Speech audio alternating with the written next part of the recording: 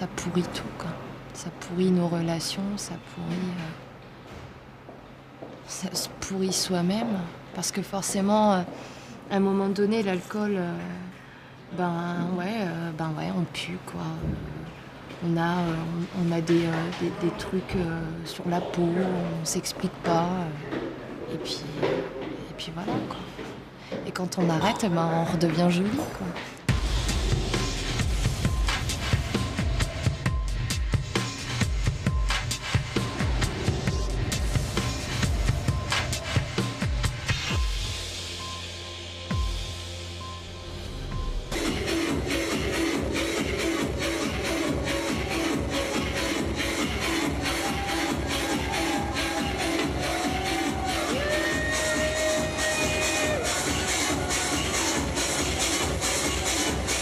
L'alcool, c'était mon quotidien.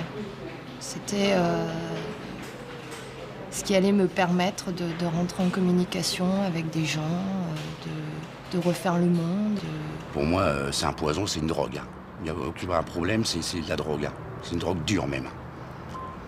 Je souhaite pas que, même à mon ennemi, qu'il devienne malade alcoolique.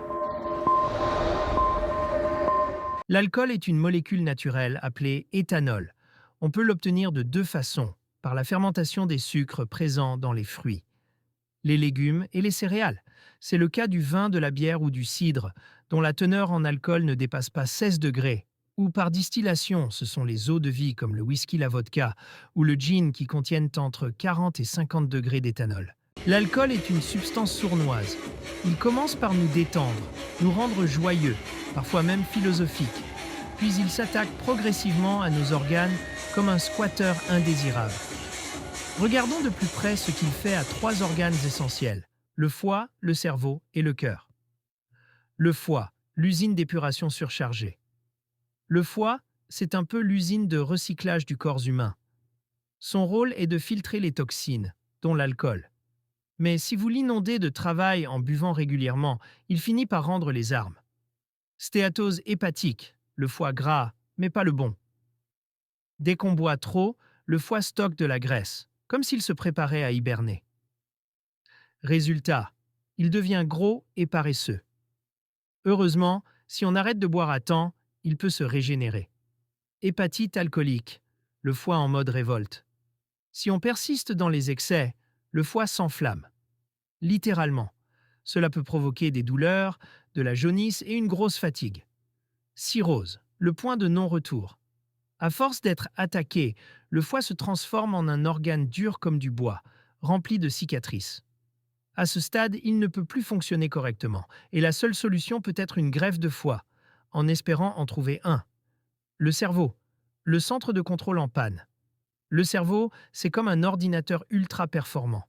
Mais l'alcool, c'est son virus. Il perturbe la transmission des informations, provoque des bugs et peut carrément griller certains circuits. Trouble de la mémoire et du jugement. Le mode « et si je textais mon ex ?» Après quelques verres, on devient philosophe, poète ou complètement inconscient.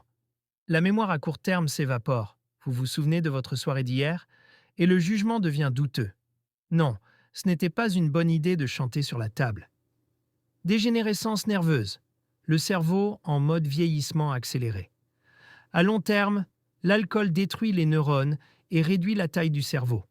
Résultat, des troubles de la coordination, des pertes de mémoire et même des maladies graves, comme le syndrome de Korsakoff, une forme extrême d'amnésie.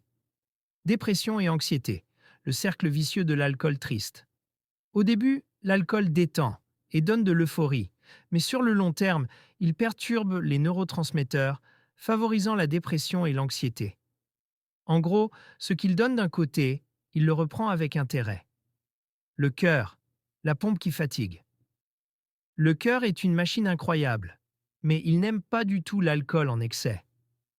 Hypertension artérielle, le cœur sous pression. L'alcool fait monter la tension artérielle, augmentant le risque d'AVC et d'infarctus.